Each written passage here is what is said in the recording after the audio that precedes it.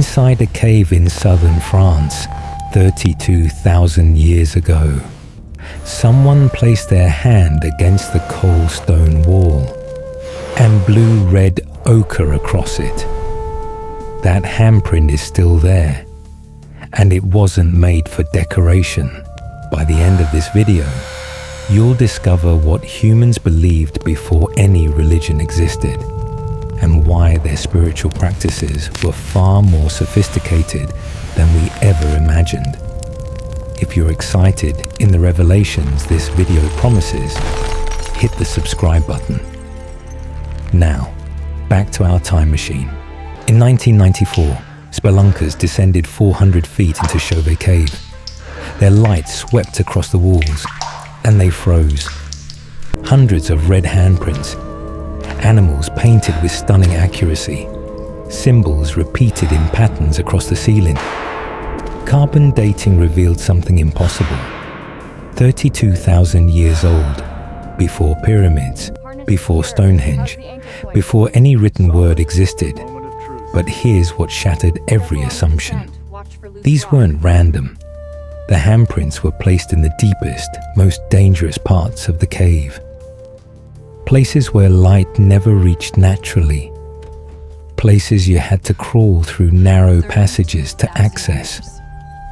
They went there on purpose. The question isn't just what they painted, it's why they risked their lives to do it in complete darkness. Picture this. A woman in her 20s stands in absolute darkness, 800 feet inside a limestone cave in what is now Spain. The air is cold, around 50 degrees year-round. The only light comes from animal fat burning in a stone lamp she's carried for the last hour. She places her left hand against the wall, fingers spread. Then she takes a hollow bird bone filled with red ochre mixed with animal fat and water, puts it to her lips and blows. The pigment explodes across her hand, creating a negative print. When she removes her hand, her outline remains, a presence defined by absence. Archaeologists have found over 1,000 of these handprints across caves in France, Spain, Indonesia, and Argentina. Here's what's shocking. Analysis of the hand sizes and finger lengths reveals something unexpected. 75% of the handprints were made by women. Not men, women.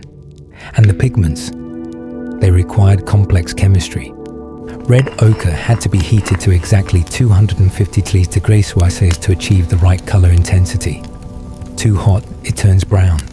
Too cool, it stays dull. 30,000 years ago, they had mastered this process. But handprints weren't the only symbols. Certain geometric patterns appear in caves separated by thousands of miles and thousands of years. The same patterns, dots, lines, grids, spirals. Scientists just discovered why. And the explanation changes everything we thought about ancient consciousness. In 2006, neuroscientist David Lewis Williams analyzed these repeated geometric patterns across 40 different cave sites spanning 25,000 years. His team discovered something profound. The patterns match exactly what the human brain generates during altered states of consciousness. When you deprive the brain of sensory input through darkness, fasting, rhythmic chanting, or exhaustion, the visual cortex begins firing in specific patterns. You see geometric shapes that aren't there, grids and lattices, nested curves, zigzag lines, concentric circles, dots arranged in patterns. These are called entoptic phenomena, images generated by the structure of your own nervous system. Every human brain creates the same patterns, and they're painted on cave walls across 4 continents. Here's what this means. 30,000 years ago, humans weren't just painting what they saw in the outer world. They were painting what they experienced in altered states, mapping their own consciousness onto stone. The caves weren't art galleries. They were laboratories for exploring the mind. But to access these altered states, they had to go deeper, into places where entering itself became a ritual, and where staying alive required skills we've completely lost. Now is a great time to find that subscribe button, so you don't lose out on future videos like this one. Caves in the Paleolithic weren't shelters. Humans lived outside caves, in temporary structures near water sources. Caves were destinations. To reach the painted chambers in Lascaux, France, you had to crawl through passages 18 inches high for 50 feet, navigate total darkness, no natural light penetrates beyond 50 feet, cross underground rivers in 40 glacial water, climb vertical shafts using friction alone, spend 3 to 4 hours just reaching the main chamber. One wrong turn, your lamp goes out. You die of hypothermia in the dark. They did this repeatedly. Footprint analysis in Niaux-Cave, France, reveals something extraordinary. The same individuals returned to the deepest chambers multiple times over several years, identified by unique foot size and gait patterns pressed into clay floors that preserved for 14,000 years. These weren't one-time visits. Dr. Jean Clotz, France's foremost cave art specialist, studied the cave environments for 40 years. His conclusion: the caves were entered specifically to alter consciousness. The sensory deprivation, darkness, silence, cold, isolation, physical exhaustion from the journey wasn't accidental, it was the point. The cave itself was a technology for transforming human awareness. Remember those handprints made mostly by women? What archaeologists found buried beneath the cave floors explains why they went there, and what happened when they did. In 2012, researchers excavating beneath Chauvet Cave's painted chambers discovered something they didn't expect. Ritual deposits, carefully arranged objects buried in specific patterns, bear skulls placed on stone altars, flint blades never used for cutting, edges still sharp after 32,000 years, carved ivory pieces with no practical function, ochre cakes shaped by human hands, burned animal bones arranged in circles, and beneath it all, pollen analysis.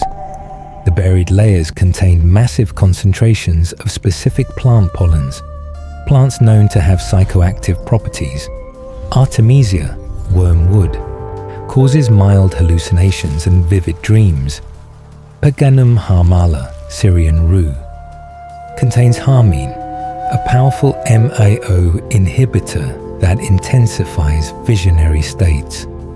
Amanita muscaria spores, the famous red and white mushroom used in shamanic traditions. These plants don't grow naturally in caves. Someone brought them there.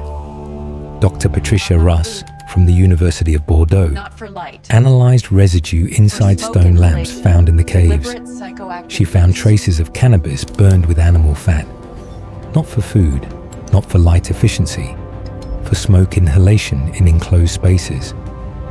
30,000 years ago, humans were combining sensory deprivation, darkness, silence, cold, physical exhaustion, the dangerous journey, psychoactive plants burned and consumed, rhythmic activity, chanting, drumming, evidenced by acoustic analysis, to systematically alter consciousness. This wasn't random experimentation. Evidence suggests they were passing down specific techniques across generations, a teaching lineage that lasted longer than any modern religion. Inside Touc d'Audubert Cave in the French Pyrenees, researchers found something that reveals how this knowledge was transmitted. Fossilized footprints of children. The prints show children as young as 5 to 7 years old, walking deep into the cave system alongside adults. But here's what's remarkable. The children's prints appear in progressive layers over years, tracked by the growth in foot size. Same child, returning year after year, going deeper each time. In the outer chambers, simple handprints at child height. In the middle chambers, more complex symbols and animal paintings at adolescent height. In the deepest chambers, sophisticated painted scenes accessible only to adults. This was an educational system. Anthropologist Dr. April Nowell from the University of Victoria studied these patterns across 30 cave sites. Her findings: we're looking at multi-generational apprenticeships in consciousness exploration. Children were taught how to navigate caves safely, how to prepare pigments and lamps, how to interpret symbols, how to induce and navigate altered states, how to paint what they experienced. The training took 10 to 15 years. Compare that to modern education. We spend 12 to 16 years learning to read, write, and calculate. They spent the same amount of time learning to navigate consciousness. And here's the most profound part. This system lasted at least 25,000 years. The same symbols, the same cave locations, the same techniques. Longer than Christianity, Islam, Buddhism, and Judaism combined. But then, around 10,000 years ago, something changed.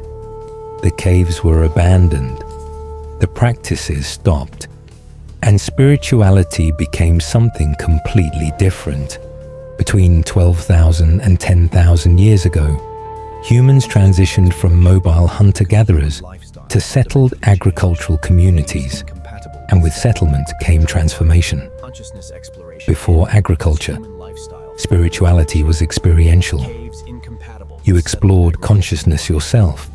Knowledge was personal, validated by your own altered states. Teachers guided, but you had to make the journey. No intermediaries between you and the sacred after agriculture. Spirituality became institutional. Organized religions with hierarchies. Knowledge became doctrinal. You believed what authorities taught priests mediated. They accessed the divine on your behalf. Intermediaries controlled access to the sacred. The caves were abandoned, not because the practices failed. They were abandoned because settled life made them obsolete. You can't spend 4 hours crawling into a cave when you have crops to tend and livestock to protect. Settlement required social hierarchy. Someone has to organize labor, shared beliefs to maintain social cohesion, codified rituals that everyone performs together. Personal visionary experience became dangerous to social order. What if your vision contradicted the chief's authority? What if your altered state revealed a different truth than the community's agreed upon beliefs? So spirituality was domesticated. Temples replaced caves. Priests replaced personal exploration. Doctrine replaced experience. It was efficient. It held societies together. It built civilizations. But something was lost. Here's what we know for certain. 30,000 years ago, humans were systematically exploring consciousness using methods we've barely begun to understand.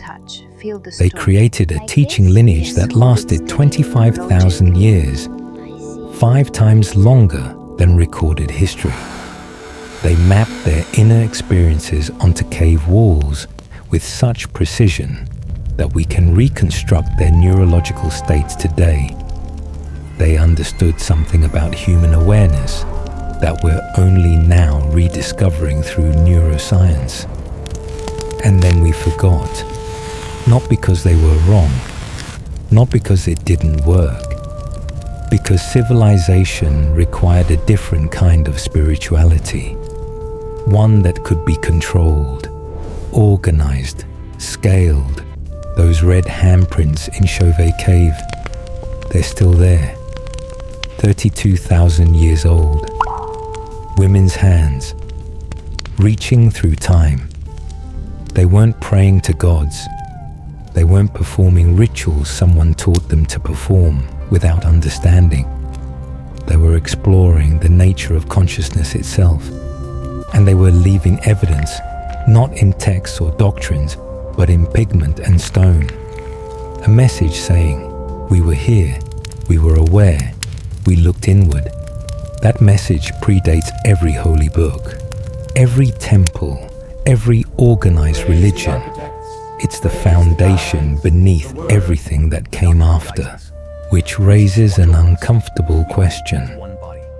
If humans spent 25,000 years developing technologies of consciousness, what did they discover that we've forgotten?